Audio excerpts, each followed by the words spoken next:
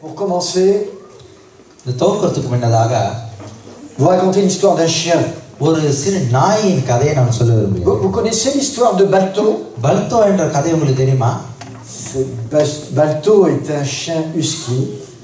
அது பல்தோ என்றது ஒரு நாய். ஒரு அழகான நாய் அல்லவா?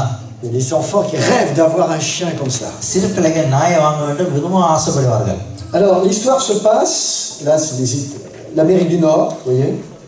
வட அமெரிக்காவில் நடக்கிற ஒரு Vous avez les grands pays juste au nord, là c'est le Canada ici. கீழ்பாகத்திலே மேற்பாகத்திலே கனடா Dans இருக்கின்றது. l'extrême ouest du Canada, vous avez l'Alaska. அந்த வடபுறத்திலே அலாஸ்கா என்ற Ah, il fait froid en Alaska. குளிர் நிறைந்த ஊர். Ah, mais ils ont aussi du soleil.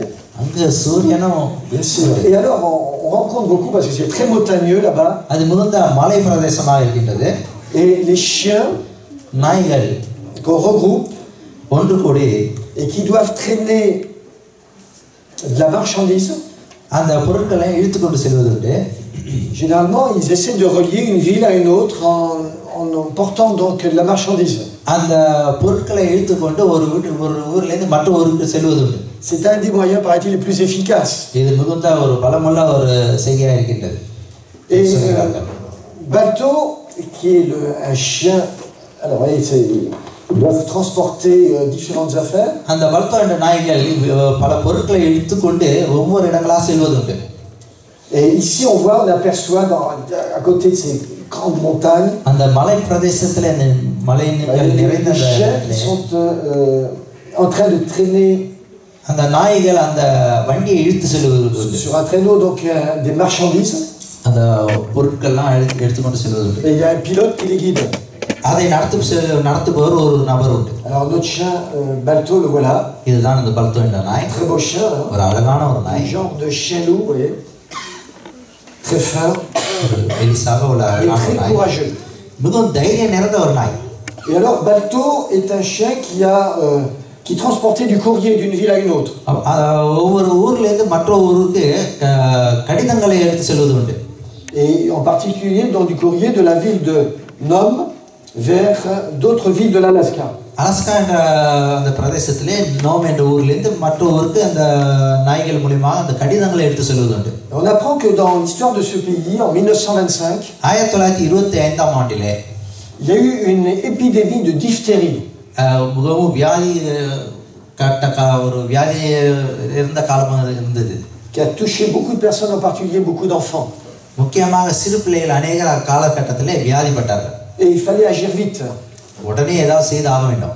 Alors on a préparé une vingtaine d'attelages de chiens.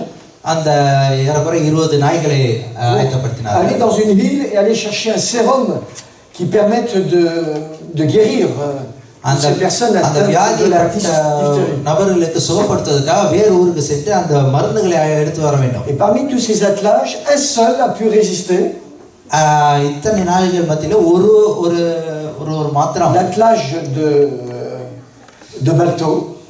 இந்த பல்தோ நாய்கள் un des seuls à réussir pour se rendre d'une ville de Nenana. அந்த ஒரே ஒரு நாய் மாத்திரம் அந்த நெனானா என்ற இடத்துக்கு Et revenir donc à Nome.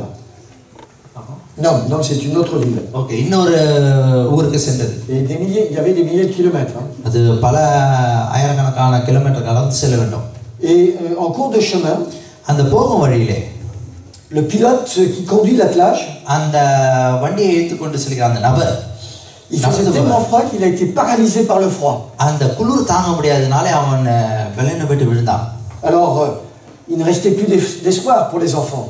அந்த பிள்ளைகளுக்கு எந்த ஒரு நம்பிக்கையும் இல்லை. இந்த நபர் விழுந்துட்டார். De cette ville de Nome. அந்த நோம் என்ற ஊரில் உள்ள பிள்ளைகளுக்கு வியாதிப்பட்டிருக்கிறார்கள். மருந்துகளை எடுத்து செல்கிறார்கள். Ils étaient sur le chemin du retour.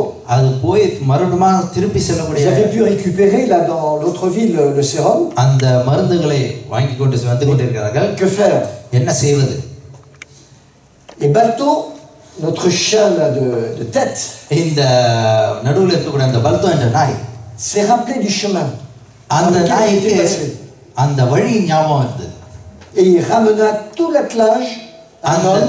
அந்த மருந்துகளை எல்லாம் இழுத்து கொண்டு வந்து et permis aux enfants du village de pouvoir bénéficier de ce sérum. அந்த சரியான இடத்துக்கு அந்த நாய் ஞாபகப்படுத்தி சரியான வழியிலே கொண்டு போய் அந்த மருந்துகளை சேர்த்து பிள்ளைகள் எல்லாம் பிழைத்துக் கொண்டார்கள்.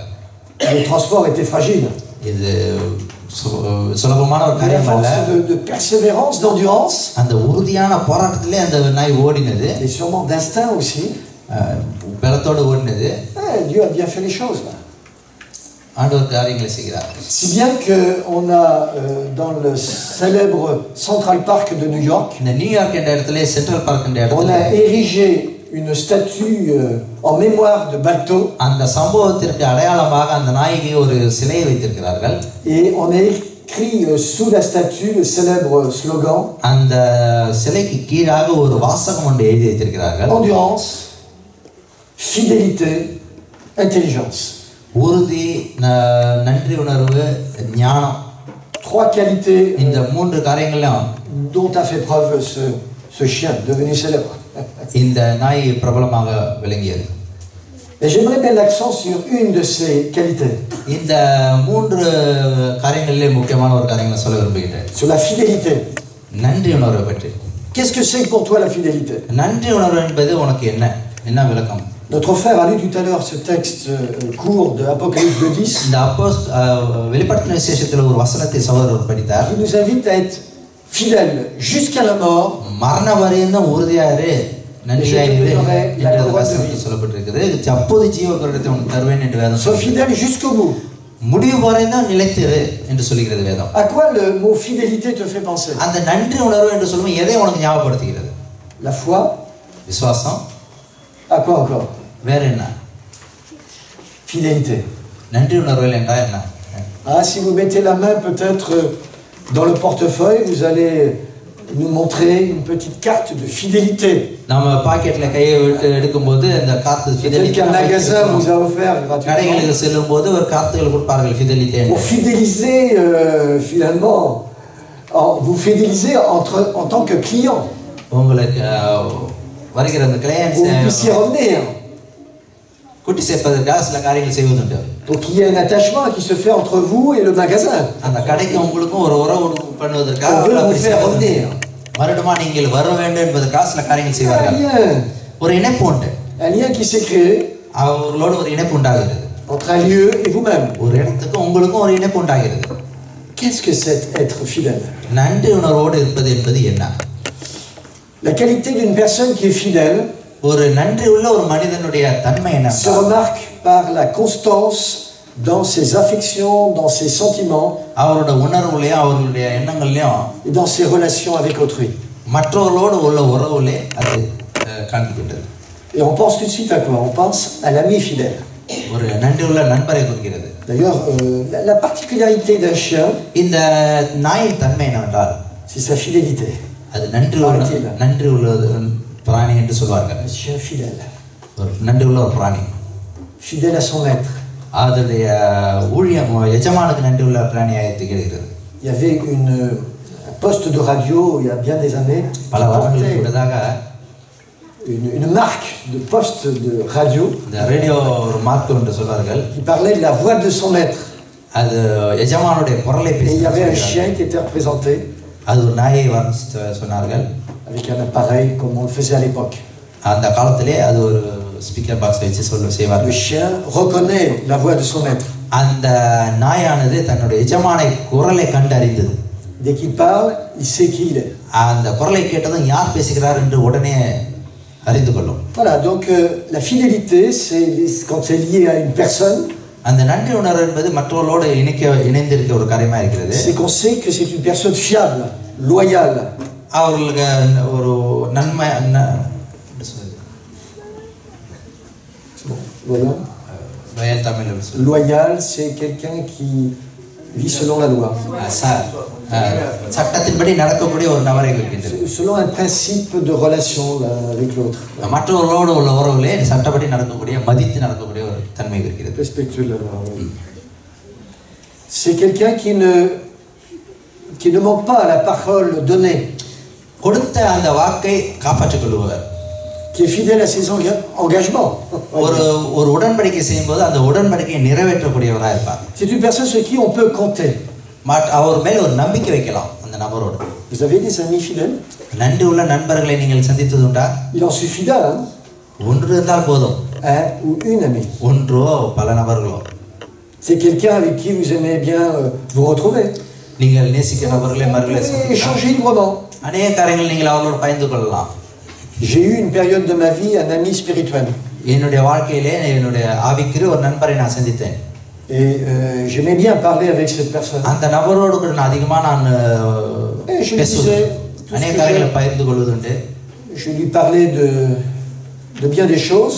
அநேக காரியங்களை sur அவரோடு le பேசினேன். plan spirituel. ஆவிக்குரிய காரியங்களும் சரி. Sachant qu'il n'allait pas le rapporter à d'autres personnes. மற்றவர்களோடு அவர் கொண்டு போய் வேற மற்றவர்களோடு பகிர்ந்து கொள்ள மாட்டார் என்ற நம்பிக்கையோடு அவரோடு நான் பேசுவதுண்டு. Un respect qu'il m'accordait. எனக்கும் அவருக்கும் உள்ள ஒரு மரியாதை உறவு நிமித்தம்.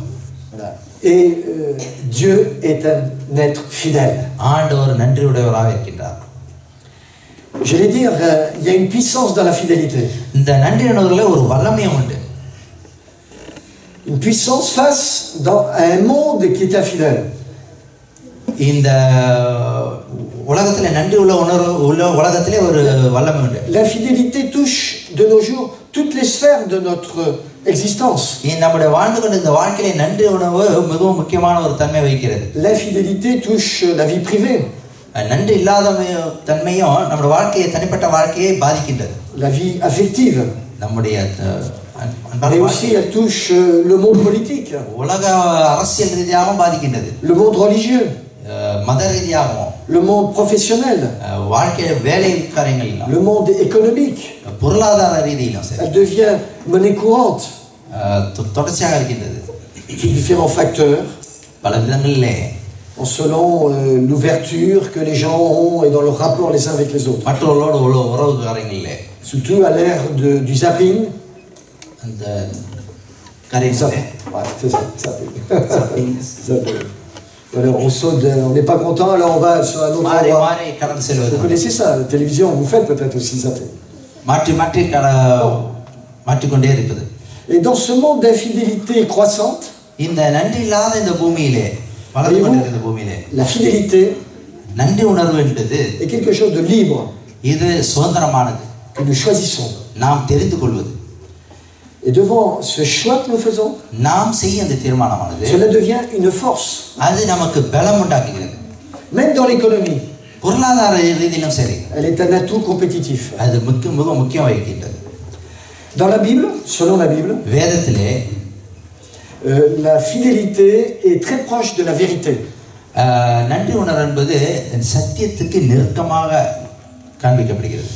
En effet, en hébreu, pour l'hébreu, la vérité ne s'oppose pas comme pour le grec à l'erreur.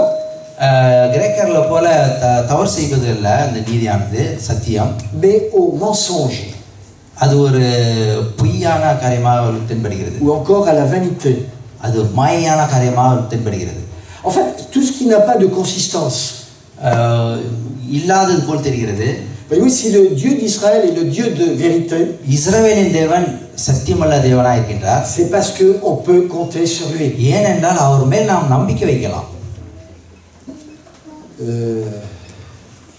Vous nous avez partagé, frères et sœurs, votre témoignage suite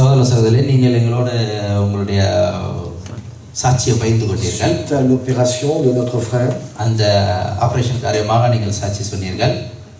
Vous êtes adressé à Dieu.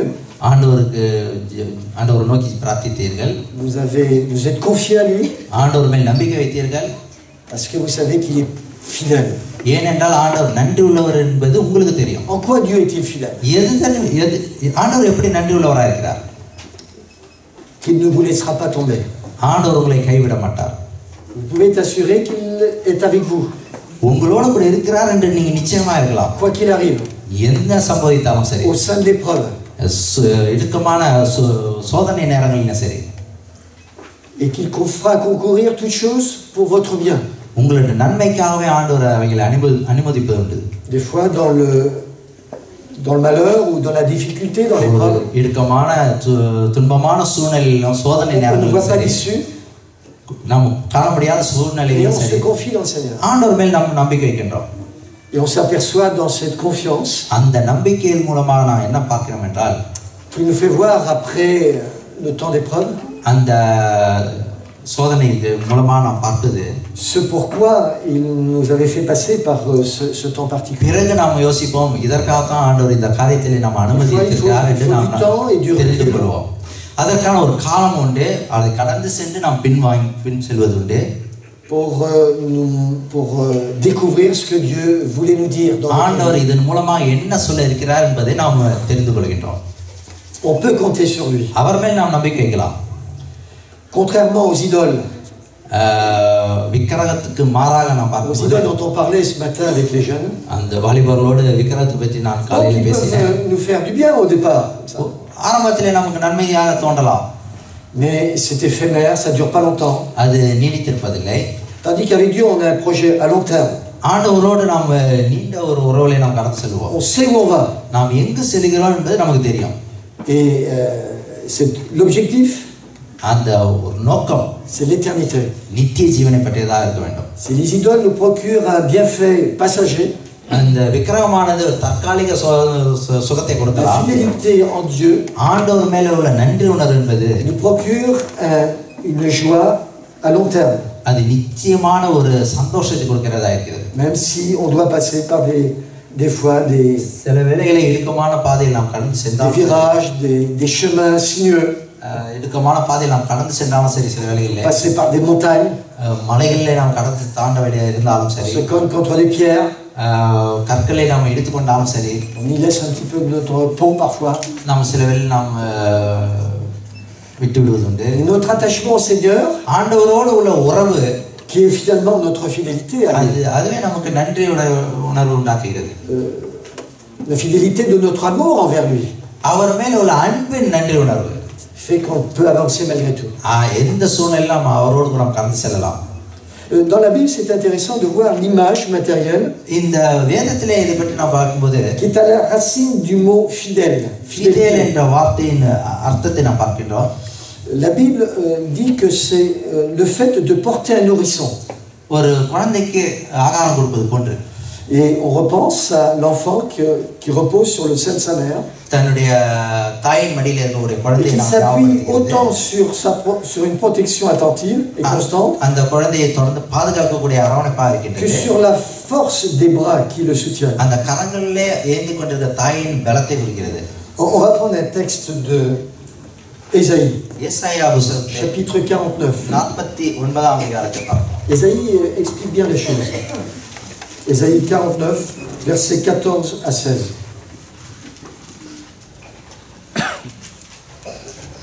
Et là, il est question de Sion. Sione, கர்த்தர் என்னை கைவிடார், ஆண்டவர் என்னை மறந்தார் என்று சொல்கிறான். 14-15. L'Éternel m'abandonne. Le Seigneur m'oublie. C'est des fois l'impression qu'on a. Et ici, le prophète et les habitants de Sion ont cette impression-là. Verset 15. தன் கற்பத்தின் பிள்ளைகளுக்கு இறங்காமல் தன் பாலகனை மறப்பாளோ? அவர்கள் மறந்தாலும் நான் உன்னை மறப்பதில்லை. இதோ என் உள்ளங்கைகளில் உன்னை வரைந்திருக்கிறேன். உன் மதில்கள் எப்போதும் என் முன் இருக்கிறது. Une femme oublie-t-elle l'enfant qu'elle allait? ஸ்திரீயானவள் தன் கர்ப்பத்தின் பிள்ளைக்கு இறங்காமல் n'a-t-elle pas pitié du fruit de ses entrailles? தன் பாலகனை மறப்பாளோ? Et Ésaïe ose dire, quand elle l'oublierait, moi je ne t'oublierai point. Comme si une mère pouvait oublier son enfant. Plus forte raison, comment Dieu pourrait-il nous oublier? Même en face de notre infidélité, Dieu reste fidèle. De par notre infidélité, nous ne changerons pas l'attitude d'un Dieu qui veut continuer à nous aimer. Le texte dit ensuite, voici je t'ai gravé sur mes mains.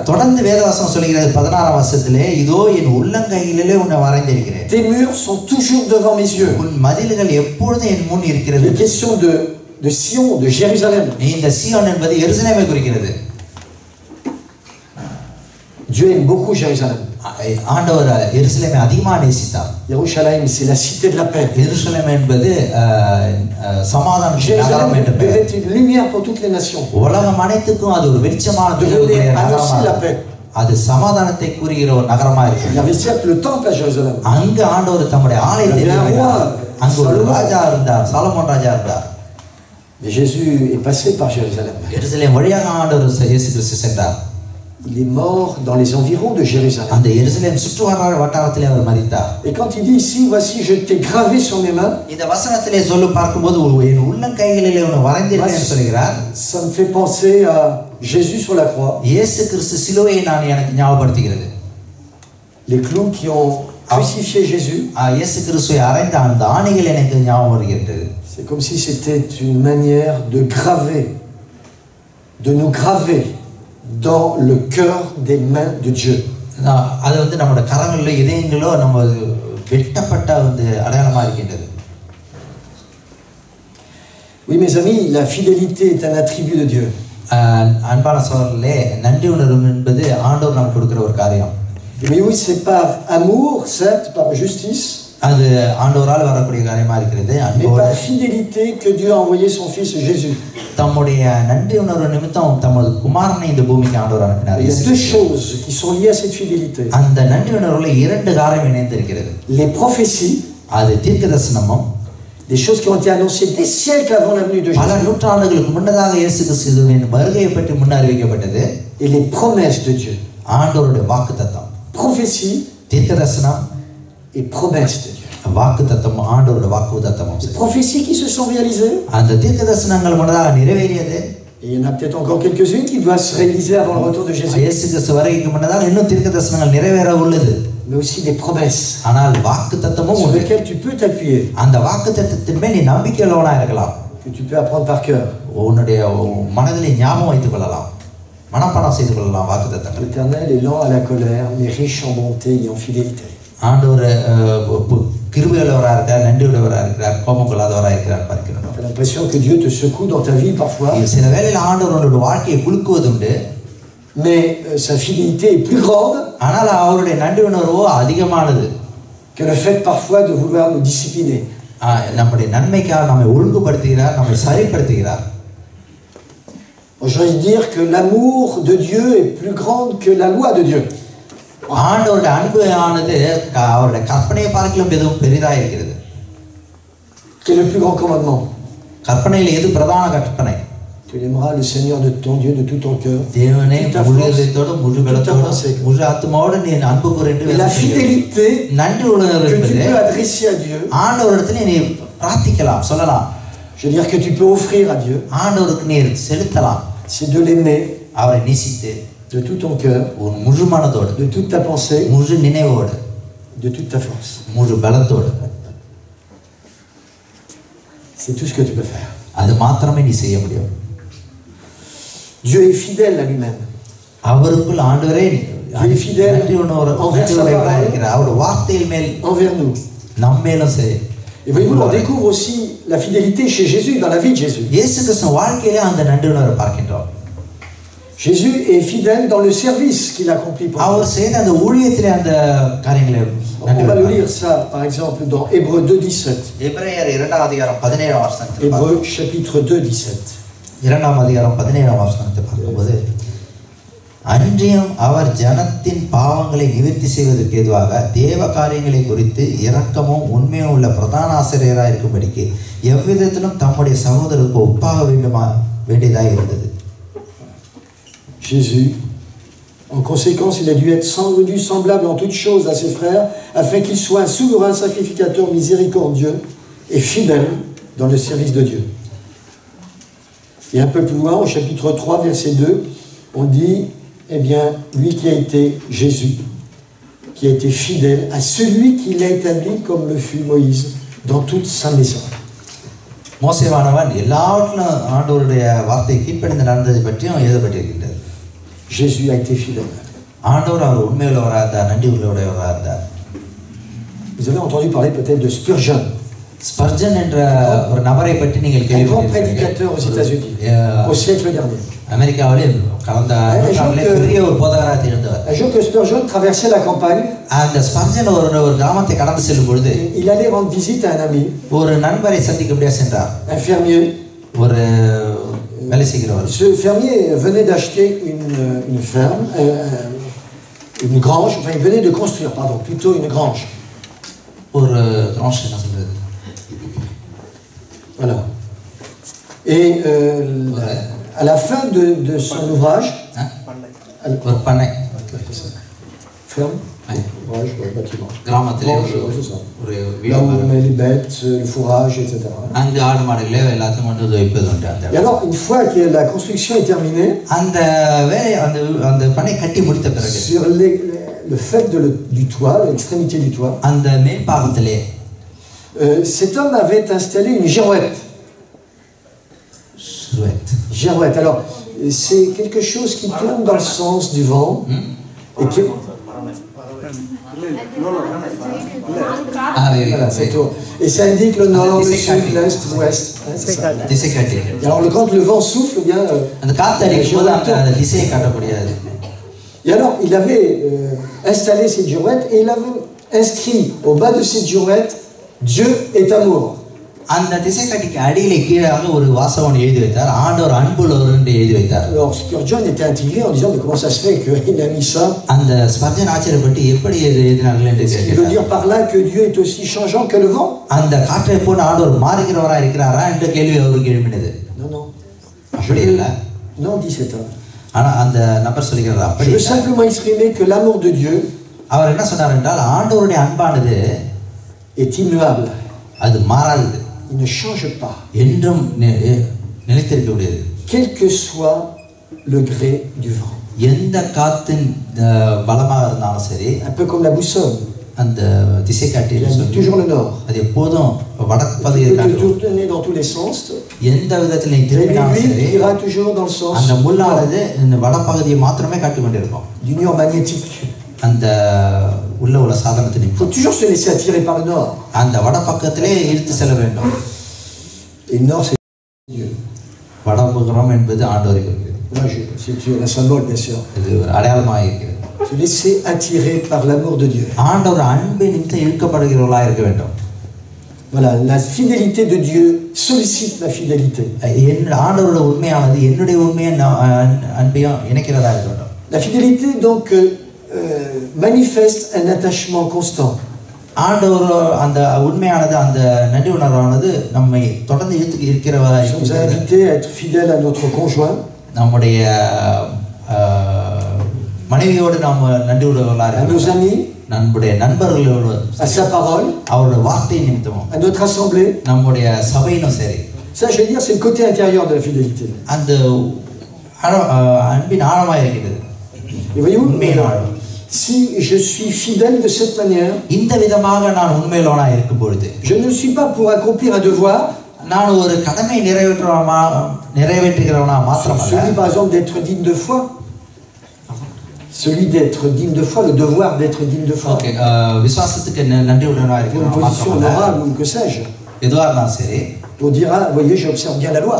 பார்த்தீர்களா நான் கற்பனை கீழ்ப்படுகிறேன் என்று சொல்கிறது மாத்திரமல்ல. Mais ce que je fais, je le suis par amour. அன்பின் உணர்வோடு அன்போடு நாம் அவைகளை கைக்கொள்ள வேண்டும். Amour pour envers celui vers lequel je veux être fidèle. மற்றவர்களோடு நான் நன்றி உள்ளவனாக இருக்கும்போது அந்த அன்பை நான் வெளிக்காட்டுகிறவனாக இருக்க வேண்டும். Amour envers mon conjoint. என்னுடைய மனைவியோ attachement à mes amis. அவர்களோடு உள்ள இணைப்பு நிமித்தமும் சரி. À la parole donnée. அவர் கொடுக்கப்பட்ட அந்த வாக்குறுதியும் சரி. À mon assemblée. சபைக்கு முன்னதாகவும் சரி. Vous venez ici par amour? அன்போடு இந்த ஆலயத்துக்கு வருகிறீர்களா? Par amour des uns envers les autres? மற்றவர்களோடு ஒரு அன்போடு இந்த ஆலயத்துக்கு வருகிறீர்களா? Tu désires venir ici? Tu fais par devoir? கடமையா வருகிறீர்களா சந்தோஷமா வருகிறீர்களா? Si tu fais par devoir, நீ கடமைக்காக மாத்திரம் நீ வந்தால் il te manque quelque chose. உனக்கு ஏதோ குறைகின்றது. Pour que ça dure, il faut que tu le fasses. அது தொடர்ந்து நீடித்திருக்க வேண்டுமானால் நீ ஒன்று செய்ய வேண்டும். Avec plaisir et parce que tu aimes les gens. நீ மற்றவர்களை நேசிக்கிறாய் சந்தோஷத்தோடு நீ வர வேண்டும். இந்த சபையை நீ தாங்க வேண்டும். Et ça c'est merveilleux. இதுதான் ஆச்சரியமானது. Donc être digne de foi விசுவாசத்திலே நன்றியுள்ளவனாய் இருக்கிறது என்பது அந்த விசுவாசம் உண்மையுள்ளவராய் இருக்கிறது என்பது இது ஒரு பலன் மாத்திரமல்ல, mais c'est le fruit de l'esprit en nous. நமக்குள்ள இருக்கிற ஒரு கனியையும் காண்பிக்கின்றது. Vous savez que Galates dit que le fruit d'esprit, அந்த கலாத்தியர் புத்தகத்திலே ஆவியின் கனிகள் l'amour, la bonté, அன்பு, சமாதானம், சந்தோஷம், la fidélité. உண்மை, நன்றி உணர்வை பற்றி சொல்லப்படுகிறது. La fidélité. Je vais terminer par une histoire. ஒரே ஒரு கதையை சொல்லி நான் முடித்துக்கிறேன். Ça se passe en Italie. இத்தாலியில் நடந்த ஒரு சம்பவம். Il y a un promeneur qui visite une célèbre villa, la villa d'Areconati. Areconati என்ற ஒரு பெரிய ஒரு வீட்டை அவர் சுற்றி பார்க்கிறார். Qui appartient à un homme riche. ஒரு பெரிய பணக்காரருடைய ஒரு வீடு. Et il a cet homme à son service un jardinier. அந்த வீட்டிலே ஒரு வேலைக்காரன் qui entretient la propriété. Il entretient la propriété. அந்த வீட்டை அவர் சுத்தம் பண்ணி பாதுகாக்கிறார். Et le promeneur veut poser une question. அங்க சென்ற அந்த நபர் அந்த தோட்டக்காரனிடத்தில் ஒரு கேள்வி கேட்டார். Depuis combien de temps vous êtes là? எவ்வளவு வருடமா இங்க வேலை செய்கிறாய்ன்னு கேட்டார். Demande le visiteur. அந்த நபர் விருந்தினர். Le jardinier te répond, ça fait 25 ans. 25 வருடமா இங்க வேலை செய்கிறேன்னு சொன்னார். Est-ce que vous voyez souvent le propriétaire? இந்த வீட்டின் உரிமையாளர் நீங்க அடிக்கடி பார்ப்பது உண்டான்னு கேட்டார். Non, il est venu que 4 fois depuis que je suis là. நான் இங்கு இருக்கிற நாட்களிலே 4 முறை மாத்திரம் தான் அவர் நான் பார்த்திருக்கின்றேன். Et cette dernière visite d'ailleurs remonte à 12 ans. கடைசியாக அவர் வந்து 12 வருடங்கள் ஆகிறதுன்னு சொன்னார். Mais c'est avec l'administrateur qui vit à Milan que j'ai affaire. அவர் நியமித்த ஆளு நிமித்தம் நபர் நிமித்தமா நான் வேலை செய்து கொண்டு வருகிறேன். Lui il vient souvent vous voir? அந்த உங்களுக்கு நடத்துகிற அந்த நபர் அடிக்கடி வருகிறாரா என்று கேட்டார். Jamais. அவரும் வருவதே இல்லை, வந்ததே இல்லை. Alors qui vient contrôler le travail? அந்த உங்களை கண்காணிப்பதற்கு யார் வருகிறார் என்று கேட்டார். யாருமே இல்லைன்னு சொன்னார். Je suis seul la plupart du temps. நான் பெரும்பாலும் நான் தனியாக தான் இருக்கின்றேன். Très rarement je vois un étranger. Rara வந்து எப்பொழுதாவது ஒரு நபர் வருவது உண்டு. Et pourtant je vois, dit ce visiteur, que vous entretenez avec beaucoup de soin ce jardin. சுத்தமா வைத்திருக்கிறீர்கள் என்றார். Et on pourrait croire et penser que vous attendez le propriétaire comme s'il allait arriver demain. இந்த வீட்டின் உரிமையாளர் எப்பொழுதாவது திடீர்னு வந்து விடுவாரா என்ற விதமாக அவ்வளவு சுத்தமா வைத்திருக்கிறீர்களே என்று கேள்வி கேட்டார். Et le jardinier répond. அந்த தோட்டக்காரனோட பதில் என்னவென்றால், pas demain. நாளைக்கு என்பதில்லை. Monsieur, j'attends aujourd'hui d'un moment à l'autre. இன்று இப்பொழுது எந்த நேரத்திலையும் வரலாம், அதுக்காக தான் ஆயத்தமாகிறேன். Je l'attends aujourd'hui. இன்று நான் காத்துக் கொண்டிருக்கிறேன். இந்த நேரத்திலே எந்த நேரத்திலும் வரலாம் என்று நான் காத்துக் கொண்டிருக்கிறேன். Quand Jésus dit oui, je viens bientôt. இயேசு கிறிஸ்து சொல்கிறார், ஆம் நான் சீக்கிரமா வருகிறேன் என்று சொன்னார். Comment tu réponds? நீ எப்படி பதில் சொல்வாய்? Qu'est-ce que Dieu attend de nous? உன்னிடத்திலிருந்து நம்மிடத்திலிருந்து ஆண்டவர் என்ன எதிர்பார்க்கின்றார்? De rester fidèle dans cette attente. உண்மை அவருடைய வருகைக்காக உண்மையுள்ளவளா இருக்கின்றோமா? Mais tu l'attends comment? எப்படி நீ காத்துக் கொண்டிருக்கிறாய்? Comme si il allait revenir d'un moment à l'autre? ஒரு நாள் என்றாவது ஒருவார் என்று காத்துக் கொண்டிருக்கிறாயா?